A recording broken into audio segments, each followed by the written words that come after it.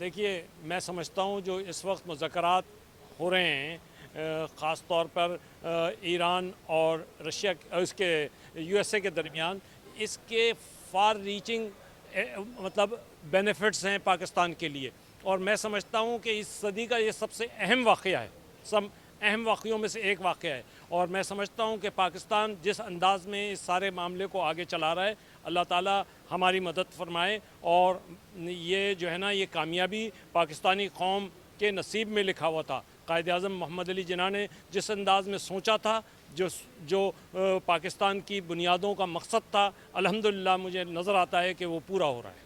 شکریہ۔ بہترین ہو گیا۔